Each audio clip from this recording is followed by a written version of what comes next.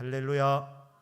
아멘. 삼부 예배 드리시는 모든 분들, 예배당에서 혹은 각 처소에서 예배 드리시는 모든 분들, 말씀을 통해서 하나님의 크신 사랑이 깨달아지고 동시에 그 하나님의 크신 사랑을 믿음으로 받는 시간 되기를 주 예수님의 이름으로 축복합니다. 아멘. 스바냐서 1장 1절에서 스바냐가 자기 집안 배경, 여호와의 말씀을 받은 선지자라고 자기를 소개한 이후에 1장 2절에서 단도직입적으로 심판에 대한 말씀을 선포하고 계십니다. 그날에 심판이 임할 것이라 말씀합니다. 1장 2절 말씀 제가 읽겠습니다. 여호와께서 이르시되 내가 땅 위에서 모든 것을 진멸하리라. 여호와 하나님께서 하시는 말씀에 내가 땅 위에서 모든 것을 다 없애버리겠다, 멸망시키겠다 말씀합니다. 1장 3절에 내가 사람과 짐승을 진멸하고 공중의 새와 바다의 고기와 그치게 하는 것과 악인들을 아울러 진멸할 것이라. 내가 사람을 땅 위에서 멸절하리라. 나 여호와의 말이니라. 하나님께서 화가 나셔도 단단히 나셨는가 봅니다. 그래서 1장 2절 시작하시면서 바로 심판을 말씀을 하십니다. 하나님은 그런 권한이 있으십니다. 여호와 하나님, 천지를 창조하신 창조주 하나님이십니다. 만물의 주인이십니다. 그렇기 때문에 인생의 흥망성쇠, 하나님 만드신 모든 피조물 하나님께서는 높이기도 하시고 내리기도 하시고 하나님께서 살리기도 하시고 죽이기도 하시는 권한이 여호와 하나님에게 있습니다. 왜? 하나님이 만물의 주인이시고 하나님이 창조주 하나님이시기 때문입니다. 아울러서 여호와 하나님은 완전 거룩하신 분이기 때문에, 완전 어려우신 분이기 때문에 우리 죄인들을 심판할 권한이 있으십니다. 그 여호와 하나님께서, 창조주 하나님께서 하나님이 창조하신 이 세상의 모든 피조물들을 다 쓸어버리겠다 말씀하십니다. 이것은 창세기 1장에서 하나님께서 창조하실 때 주셨던 말씀과 정반대입니다. 하나님께서 우주 만물을 창조하시고 마지막에 인간을 창조하신 이후에 하시는 말씀이 생육하고 번성하고 온 땅에 편만해라, 땅을 정복해라, 온 세상을 복되게 하시면서 온 땅에 두루 퍼지라고 하나님이 말씀하셨습니다. 이게 창조의 말씀인데, 창조주 하나님의 말씀인데, 하나님께서 1장 2절에서, 스바냐 1장 2절에서는 정반대, 그래서 창조의 말씀이었다면 이 말씀은 역창조의 말씀이라 이렇게 말할 수 있습니다. 창조 때의 말씀과 완전 반대입니다. 완전 반대로 하나님이 이제는 모든 것을 다 진멸시키겠다 말씀합니다. 사람만이 아니라 사람과 짐승까지, 뿐만 아니라 공중의 새와 바다의 물고기들까지. 노아 홍수 때보다 더 큰 심판입니다. 노아 홍수 때 물고기는 안전했었습니다. 그런데 그날에 내가 심판하는데 그때는 사람도 다 진멸당할 뿐 아니라 짐승도 진멸당하고 공중의 새들과 바다의 고기들까지 다 악인들과 함께 그치게 하는 것과 악인들을 아울러서 다 진멸하겠다 이렇게 말씀합니다. 내가 사람을 땅 위에서 멸절하리라. 나 여호와의 말이니라. 하나님 말씀하셨기 때문에 그대로 이루어지게 됩니다. 근데 왜 하나님이 이렇게 진노하십니까? 왜 하나님이 분노하십니까? 하나님께서 분노하셔서 온 세상을 진멸하는 심판을 하시겠다고 하십니까? 한마디로 온 세상 사람들이 우상 숭배의 죄에 빠졌기 때문입니다. 하나님을 사랑하고 하나님을 의지하면서 살아가야 이게 복된 인생인데, 하나님이 온 세상에 복을 주셨는데 그것을 받고 하나님의 이 사람들, 피조물들이 하나님을 배반했습니다. 교만해서 하나님 필요 없다고 생각하고 대신에 우상을 만들어 우상을 숭배하는 죄를 지었습니다. 이것이 근본 인간의 죄입니다. 교만의 죄입니다. 하나님 없이도 살 수 있다는 것. 그리고 하나님을 대체해서 우상을 만들었습니다. 여기는 예외 없이 하나님 안 믿는 나라들뿐 아니라 하나님 믿는다고 하는 이스라엘도 유다 백성도 예외 없이 우상을 만들었습니다. 심지어 성전 안에까지 우상을 갖고 들어왔습니다. 우상천지였습니다. 그러니 하나님이 진노하시고 온 세상을 진멸한다고 말씀하고 계시는 것입니다. 그렇습니다.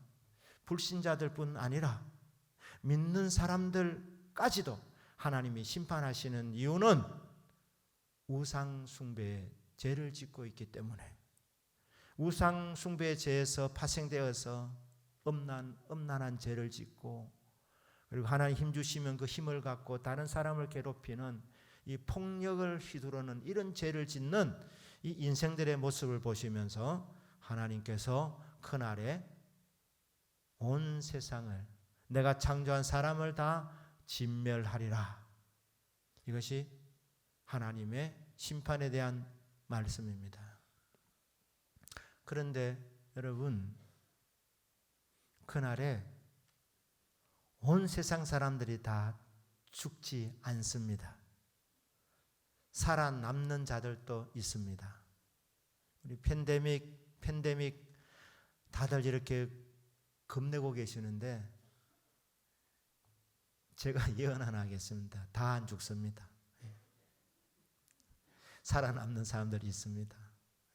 작은 그날에 대한 심판이 있고 마지막 그날에 하나님께서 심판을 휘두르실 때에 그때 모두가 다 심판받는 것이 아니라 그때 살아남을 자들이 있다 이 말입니다. 살아남는 자들, 남은 자들에 대한 구원을 또 약속하고 있습니다. 스바냐서 2장 3절 말씀입니다. 제가 한번 읽어보겠습니다. 여호와의 규례를 지키는 세상의 모든 겸손한 자들아, 너희는 여호와를 찾으며 공의와 겸손을 구하라. 너희가 혹시 여호와의 분노의 날에 숨김을 얻으리라.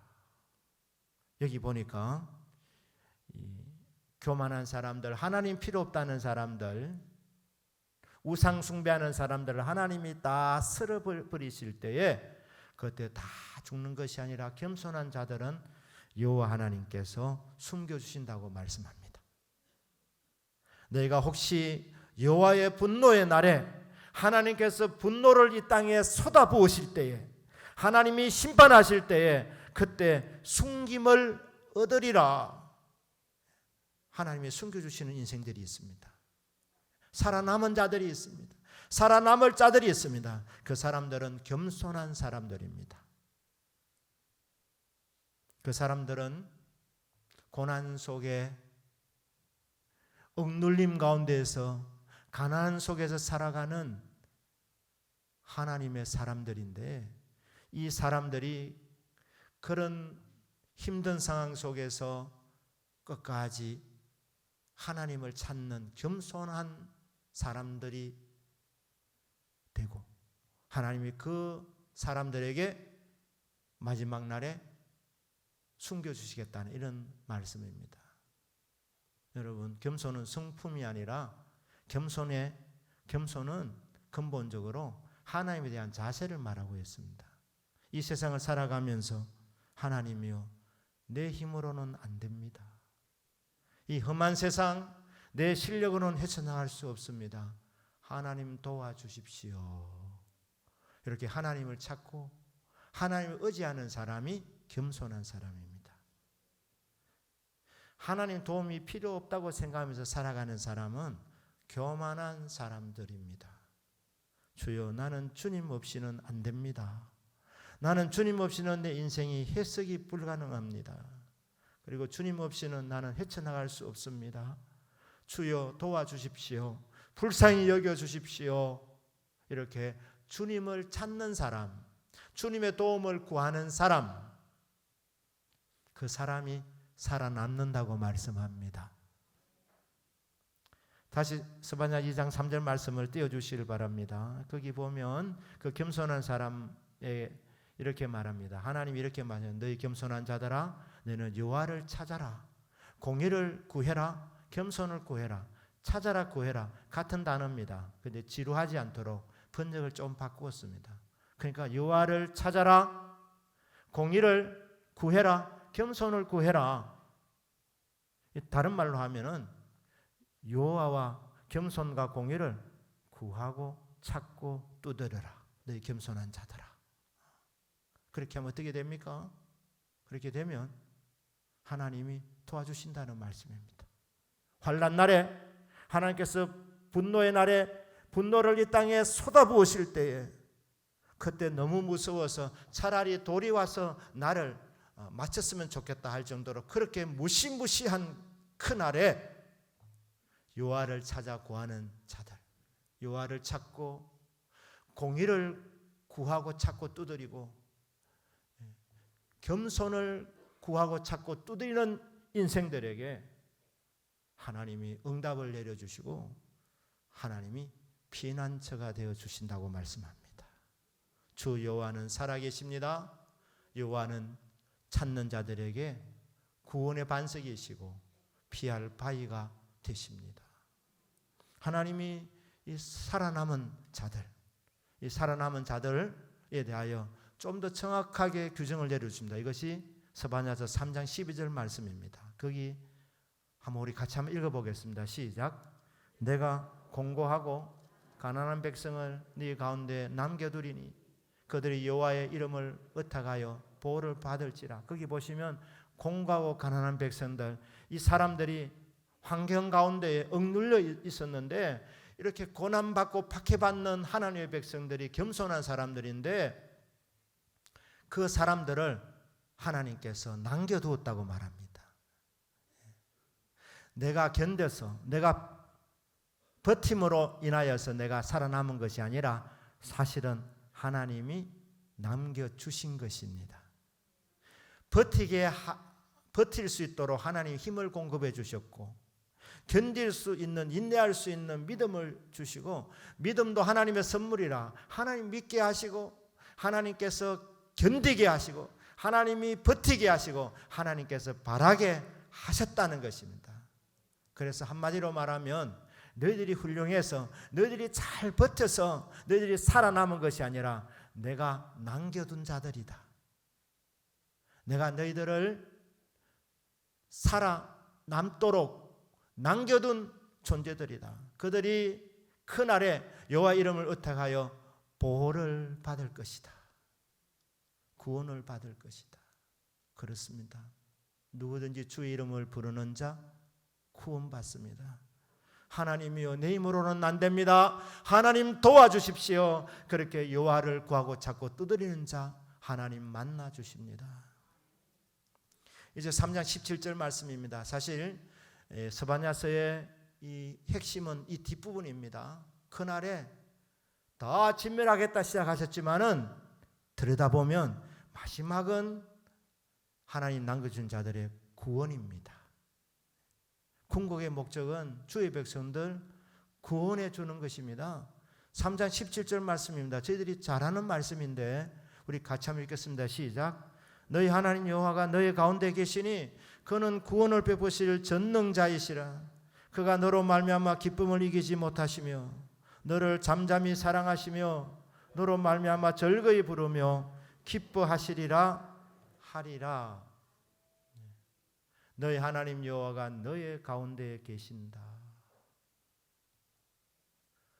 사람이 받을 최고의 복은 하나님이 함께 하시는 복입니다.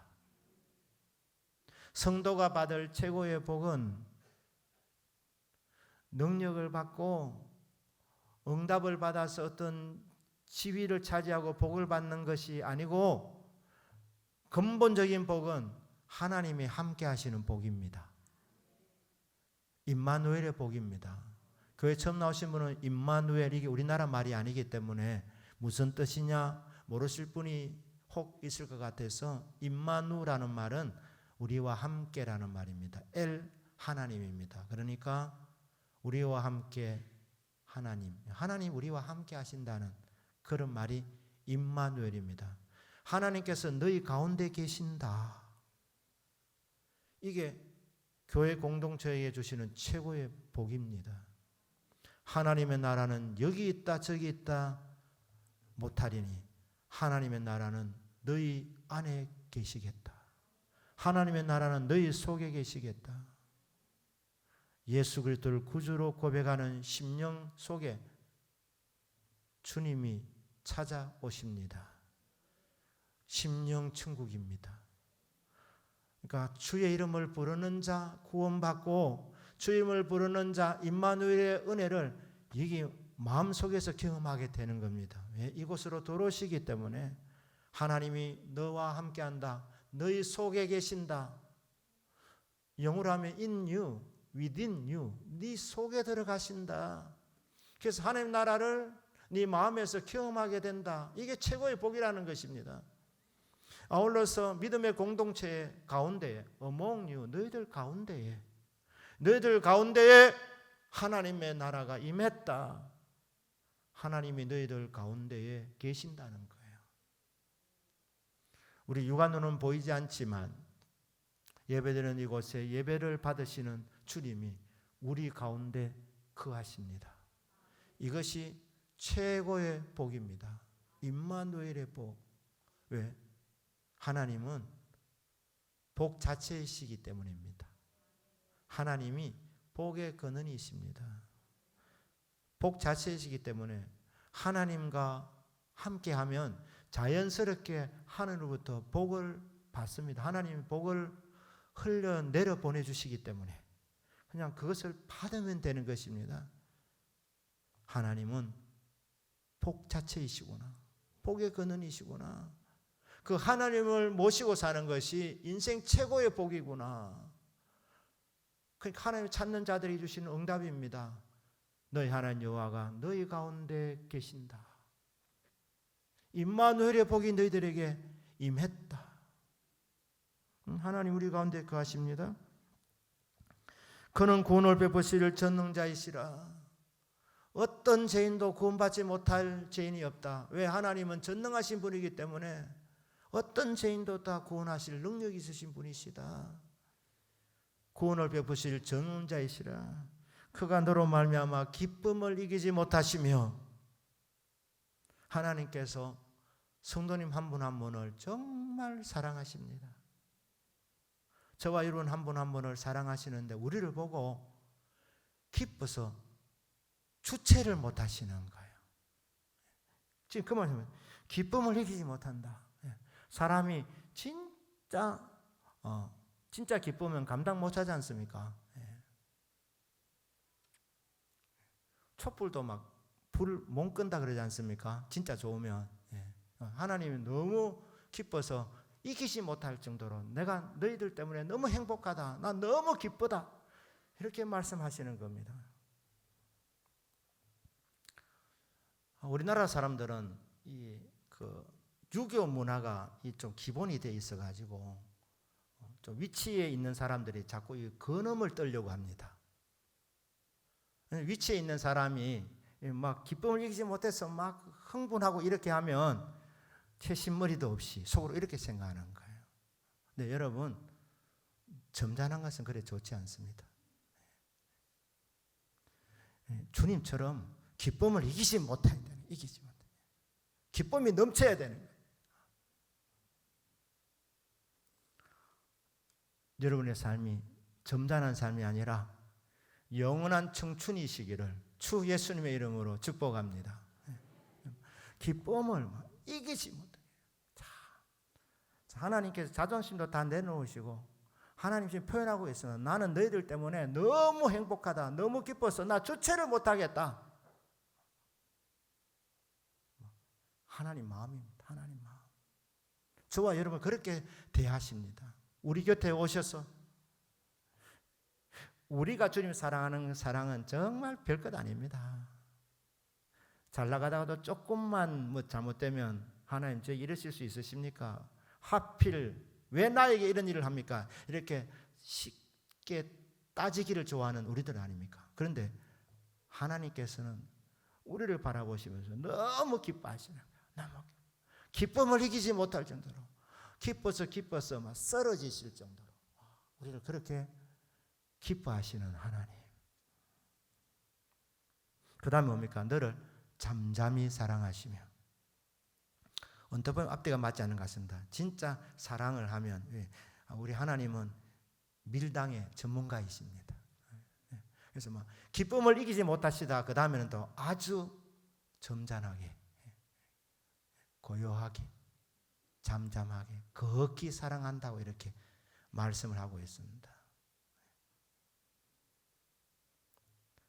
우리의 사랑이 불만 붙어 있으면 결국 타 죽을 수 있습니다. 여러분, 햇빛이 비치는 좋지만 햇볕만 비추면 사막으로 바뀝니다.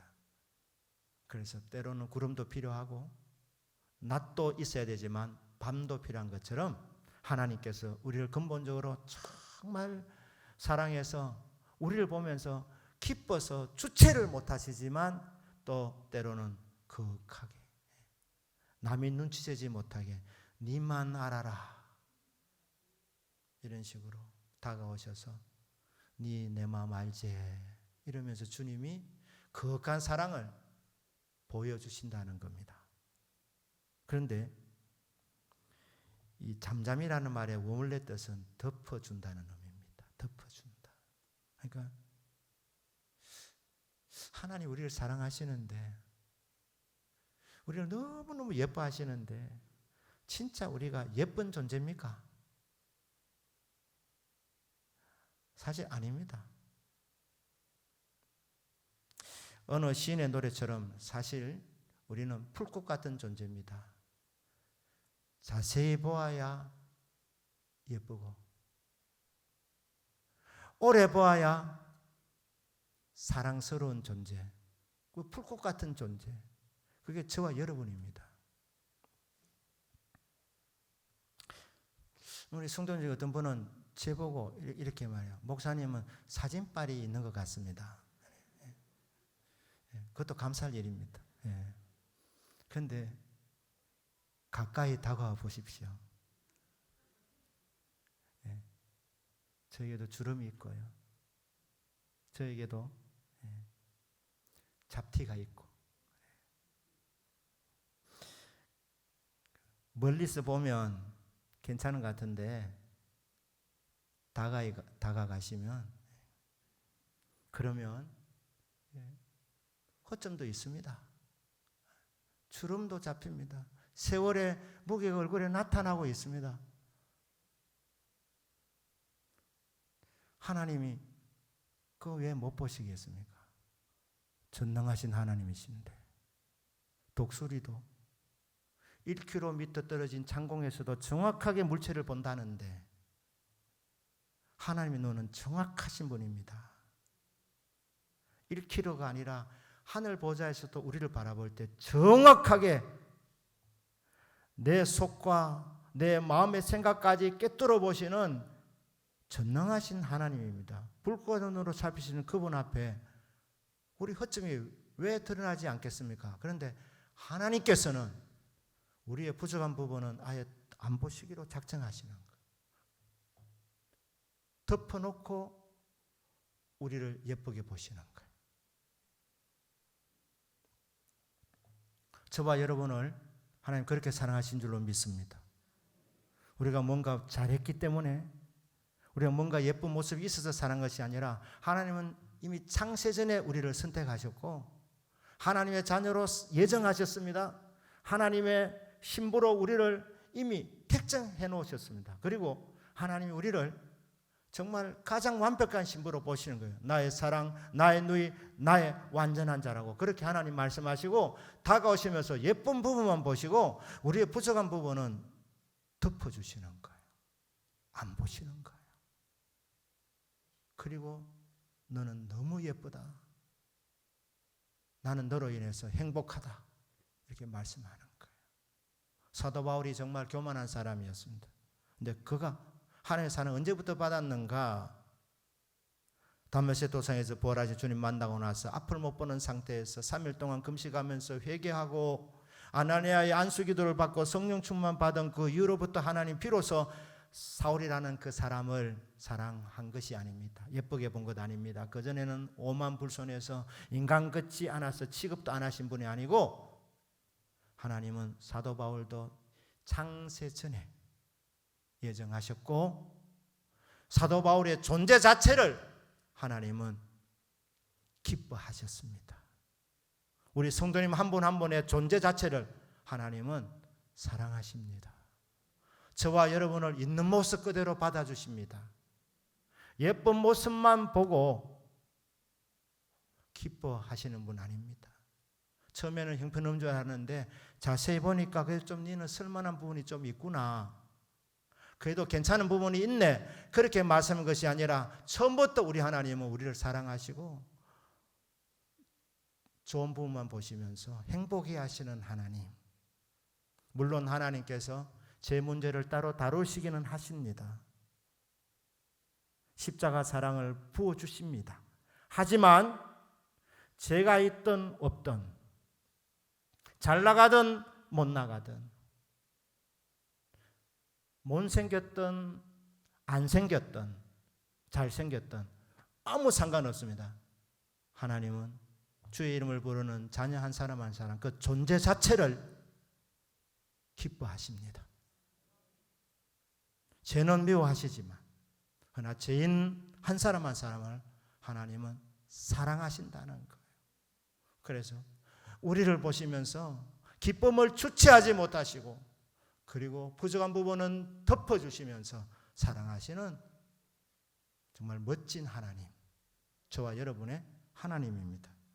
그리고 여러분은 너로 말미암아 즐거이 부르며 기뻐하시리라. 가난한 사람, 공고한 사람, 세상 사람들이 무시하는 사람, 별 볼 일 없다고 생각하는 사람, 짓밟는 사람, 그런데 하나님께서 나의 완벽한 신부라 하면서 사람들 앞에서 이름을 불러주시는 거예요. 누구야 오너라, 갑순아, 너는 나의 신부다. 사람들아 보아라, 내 사랑하는 영적인 아내다. 하나님은 인격적인 하나님, 우리 이름을 불러주시면서 교제하시는 하나님, 사람들 앞에서 자랑스럽게 내 이름을 불러주시는 하나님. 내가 도대체 누구간데 정말 볼품없는 풀꽃과 같은 이런 존재임에도 불구하고 하나님께서는 자세히 보면서 평가해 주시는 것이 아니라 우리의 부족한 부분을 덮어주시면서 너는 나의 완벽한 신부다, 너는 나의 완벽한 자녀다, 이렇게 말씀하시며 이름을 불러주시는 하나님. 이 사랑을 저와 여러분이 지금까지 받아왔고 앞으로도 받을 것입니다. 그 하나님께서 19절 20절에 이렇게 말씀합니다. 그때 내가 너를 괴롭게 하는 자를, 세상은 말입니다, 약육강식의 원리가 존재하고 있습니다. 세상은 강자에게 약하고 약자에게 강합니다. 이상하게 교회 안에도 이런 풍조가 들어와서 약자는 짓밟아버리고 강자에게는 굽실거리는 이런 풍조가 가끔 보이기도 합니다. 하나님 기뻐하실 일 아니시죠. 그런데 하나님 말씀합니다. 너를 괴롭히는 사람들, 네가 약하다고, 네가 힘이 없다고, 도울 힘이 없다고, 아무도 너를 도와주지 않는다고, 가난하다고 너를 무시하는 사람, 너를 괴롭게 하는 자를 내가 그날에 다 벌할 것이다. 내가 다 보았고 내가 다 알고 있었다. 그렇게 말씀합니다. 너를 괴롭게 하는 자를 다 벌하고 저는 자, 참 인생이 경쟁이 치열하기 때문에 달려가도 이길 동 말동인데 이 저는 인생 얼마나 힘들겠습니까? 그 저는 자를 구원하며 쫓겨난 자를 모으며 온 세상에서 수욕받는 부끄러움과 모욕과 멸시와 천대를 받는 자들에게 하나님이 칭찬과 명성을 얻게 해줄 것이다. 하나님 구원해 주시고 하나님 함께 하시고 기뻐하실 뿐 아니라 너의 위상을 바꾸어 줄 것이다. 기막힌 반전이 일어날 것을 말씀합니다. 무시당하던 인생이, 괴로움을 당하던 인생이, 그 대적을 하나님이 다 처리해 주시고 하나님이 반대로 명성과 칭찬을 얻도록 만들어 주겠다. 20절입니다. 스바냐서의 마지막 말씀, 결론 말씀 아닙니까? 내가 그때 너희를 이끌고 그때 너희를 모을지라. 내가 너희 목전에서 너희의 사로잡힘을 돌이킬 때에 너희에게 천하 만민 가운데서 명성과 칭찬을 얻게 하리라. 열방 가운데서 명성과 칭찬을 얻게 할 것이다. 처음에 불렀을 때, 너는 나의 신부다 불렀을 때 신부가 좀 기울지 않나 이렇게 생각을 하는데, 신랑은 자랑스럽게 불렀는데 그 신부가 어느 날 보니까 괄목상대하게 돼 있는 거예요. 깜짝 놀라. 하나님께서 위상을 바꿔주시는 것, 명성과 칭찬을 얻게 한다. 누구로부터? 온 천하 열방 사람들로부터. 소문난 인생이 되도록 하나님께서 만들어준다 말씀합니다. 여호와의 말이니라. 하나님 말씀이기 때문에 반드시 이대로 된다는 말씀입니다. 자, 여러분, 말씀대로 될 줄 믿습니다. 자, 이렇게 하나님이 우리를 자랑스러워하고 곁에서 행복해 하시고 우리 이름을 불러주시는데 우리는 어떻게 해야 되겠습니까? 14절 말씀에 시온 따라 노래할지어다. 이스라엘아 기쁘게 부를지어다. 예루살렘 따라 전심으로 기뻐하며 즐거워할지어다. 반응을 보이라는 겁니다. 하나님께서 그렇게 기뻐하면서 이름을 불러주는데 너도 화답해라. 하늘에서 잔치가 벌어졌다. 천군 수사들이 지금 노래하고 있다. 그러면 땅에서도 노래가 있어야 되지 않겠는가? 그래서 코러스가 돼야 되지 않겠느냐? 화답해야 되지 않겠느냐? 하늘의 찬양이 땅에서 찬양으로 화답이 될 수 있도록 하나님께서 우리 한 분 한 분을 자랑스럽게 이름을 불러주는데 우리도 그 주님의 이름을 불러야 된다는 것이죠. 하나님이 너를 사랑한다, 정말 나의 완전한 자라고 그렇게 말할 때 우리도 그렇게 반응을 해야 된다는 겁니다. 주님, 나를 그렇게 예뻐하십니까? 나를 그렇게 사랑하십니까? 나도 주님이 좋습니다. 나도 주님을 사랑합니다. 그러니까 너희들도 말해라. 인격적으로 주고받아라. 인격적인 교제를 나누어라. 화답해라. 이렇게 말씀을 하고 있습니다. 사랑하는 여러분, 하나님의 사랑을 받고 또 받으시는 여러분들의 남은 생애 되시기를 주 예수님의 이름으로 축복합니다. 어떻게 이런 일이 가능한가? 어떻게 가능하지요? 스바냐서 2장 3절 말씀, 그 말씀 우리 다시 한번 읽겠습니다. 시작. 여호와의 규례를 지키는 세상의 모든 겸손한 자들아, 너는 여호와를 찾으며 공의와 겸손을 구하라. 너희가 혹시 여호와의 분노의 날에 숨김을 얻으리라. 이 모든 일이 이루어지는 것은 딱 하나입니다. 나를 찾으라는 거예요. 여호와를 찾아라. 공의를 찾고 겸손을 찾아라. 요약하면 한마디로 하나님을 찾아라. 그게 너희들이 사는 길이고 너희들이 살아남는 비결이고 너희들이 하나님의 임재를 경험하는 비결이고 하나님의 큰 사랑을 받는 비결이고 칭찬과 명성을 얻게 되는 비결이다. 그러니 하나님 살아계시니 하나님을 구하고 하나님을 찾고 하나님을 두드려라. 이것만 되면 하나님이 다가오셔서 임재하시고 하나님 우리를 바라보시며 행복해 하시고 우리를 선하게 이끌어 주신다고 말씀합니다. 끊임없이 여호와 이름을 구하고 찾고 두드리는 저와 여러분의 믿음 되기를 주 예수님의 이름으로 축복합니다. 아멘. 기도하겠습니다.